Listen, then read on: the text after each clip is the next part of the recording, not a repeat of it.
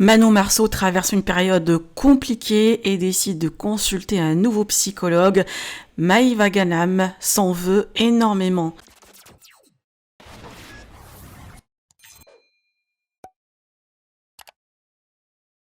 Manon Marceau traverse une période compliquée et a décidé de consulter un nouveau psychologue. Entre la charge mentale, la gestion de la maison, les enfants et ses projets professionnels, la jeune maman se sent dépassée.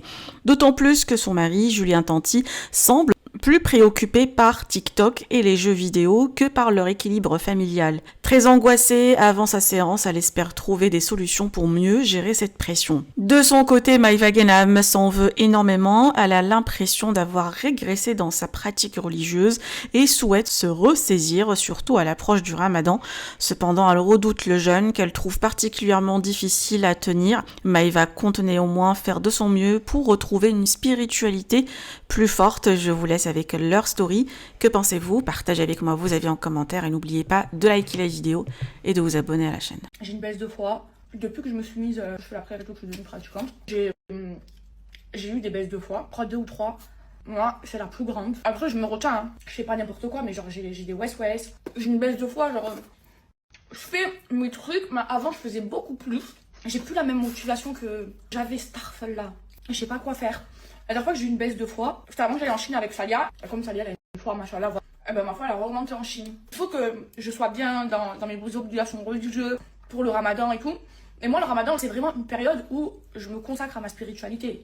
Et le ramadan, c'est fait pour ça. Par exemple, moi, ce qui est très dur pour moi, c'est de jeûner. La première fois que j'ai jeûné en entier, c'était l'année dernière. Je vous l'ai dit, moi, je ne cache pas. En fait, ce qui est dur pour moi, c'est le fait que je fume. De pas manger, de pas boire, je m'en fous, ça me fait absolument rien. Mais c'est la clope, c'est trop dur pour moi et du coup, je suis tendue. Et là, demain, j'ai envie de jeûner, mais j'ai une boule d'angoisse. J'ai peur de...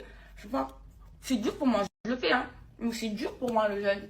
J'ai rendez-vous avec une nouvelle psy, qui est psychologue et coach, il me semble. Voilà, j'avais besoin de discuter un petit peu, de partager avec quelqu'un, de parler de choses que j'ai sur le cœur ces derniers temps. Voilà, j'appréhende un peu ce rendez-vous, mais d'un autre côté, j'avais hâte que la date arrive. J'ai hésité avant de faire cette story et je me suis dit, bon, bah là j'ai rendez-vous avec une psy, pourquoi est-ce que j'en parlerais?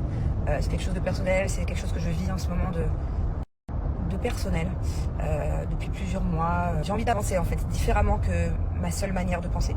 J'ai envie qu'on m'aide et qu'on m'aide à penser peut-être différemment sur certaines choses. Et donc je me suis dit mais pourquoi je vais faire un snap pour dire ça? Je veux dire au bout d'un moment j'ai le droit de garder des choses aussi pour moi.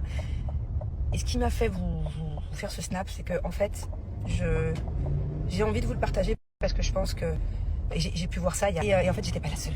Vous étiez énormément à me dire merci d'avoir abordé ce sujet. Je pensais pas qu'on était autant des fois être dans ce cas où on se sent un